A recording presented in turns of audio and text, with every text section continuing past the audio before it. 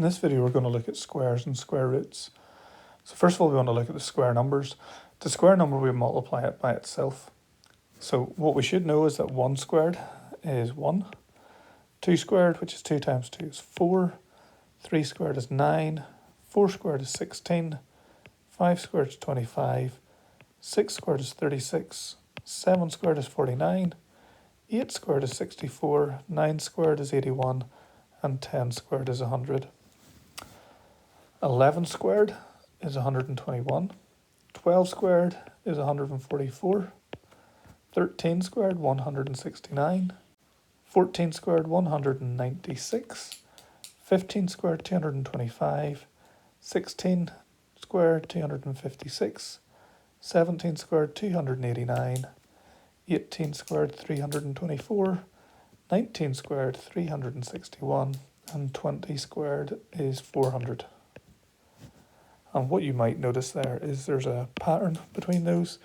Between 1 and 4 is a difference of 3, 4 and 9 is a difference of 5, 9 and 16 is a difference of 7, and all the way up to a difference of 39. So what we've got are the odd numbers there we're adding on each time. Example 6, calculate 0.3 squared. So 0.3 squared is 0.3 multiplied by 0.3. So to multiply a decimal by a decimal, we count the number of decimal places in each. So there's 1 in 0.3 and another in 0.3. So that means there should be 2 in my answer. And now we just multiply 3 by 3. And that gives us 9. Now that makes up the second decimal place, but we need 2. So we need to put something in front of the 9. And we'll put a 0. Then we'll put our decimal point and another 0. So now our answer is showing 2 decimal places. So 0.3 squared is 0.09. Now another way you might have wanted to do this is to write it as 3/10 squared, which is 3 over 10 multiplied by 3 over 10. And to multiply a fraction by a fraction, we multiply the tops together to get 9 and the bottoms together to get 100. So it's 9 over 100, which is also 0.09. Example 7, calculate minus 1.3 squared. So what that means is minus 1.3 times minus 1.3. And what we should know is that a minus multiplied by a minus is a positive. So the answer is going to be a positive number. So now what we need to do is just do 1.3 times 1.3. And just as before, we've got 1 decimal place in 1.3 and another in 1.3 again, which means in our answer we need a total of 2 decimal places. So we can do long multiplication, multiplying by the 3 first of all. So 3 times 3 is 9, and 3 times 1 is 3. Then we'll put our 0 down and multiply by the 1. And then 1 3s are 3 and 1 1s are 1. Add those together. 9 and 0 is 9, 3 and 3 is 6, 1 and 0 is 1. So if we need 2 decimal places, the decimal point must go between the 1 and the 6. So the answer is positive 1.69.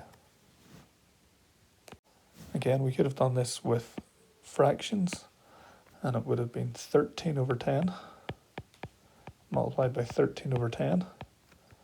13 times 13 is 169.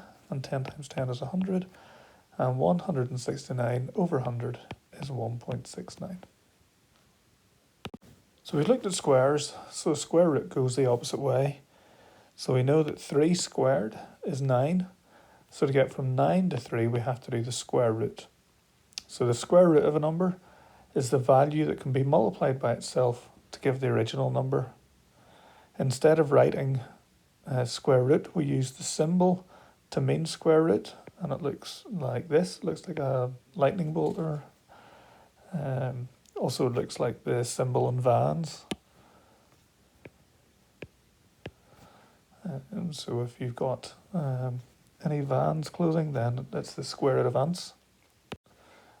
So for example, we could say that the square root of 9 is 3, and that means the root of 9 is equal to 3. We could also say, for instance, the square root of 25 is 5, and the square root of 361 would be 19.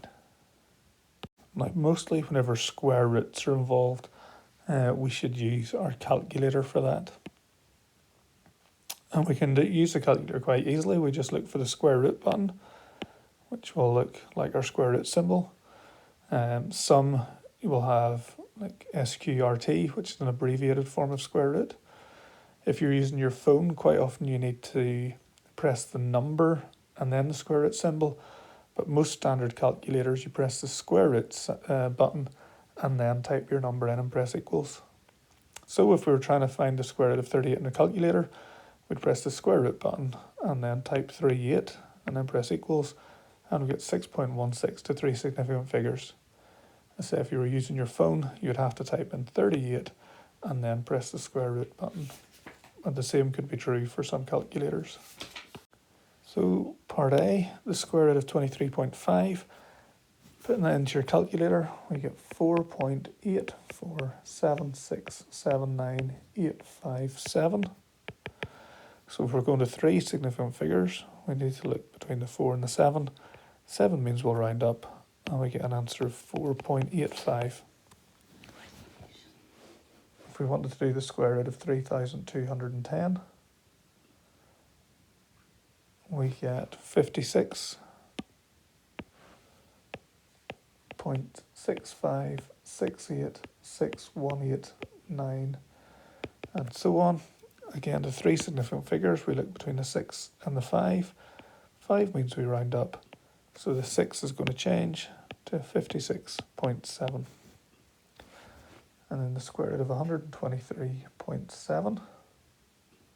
So again, just putting that into your calculator, you get an answer of 11.12205,017, which to 3 significant figures. If we look at the 2, that means we'll round down. That means the 1 will not change, so we've got 11.1. And for a lot of these, it's a good idea if it's something that it's close to a square number that we know. So for instance, we know that 23.5 is close to 25, which is a square number, and the square root of 25 is 5, so the square root of 23.5 should be less than it. For 123.7, 121 is the closest square number. 123.7 is bigger than it, so it's going to be slightly bigger than 11, which again it is. We can't really do that for 3,210 because I'm sure we don't really know what 56 or 57 squared is in our head. But if you do, then you'll be able to perform that check as well.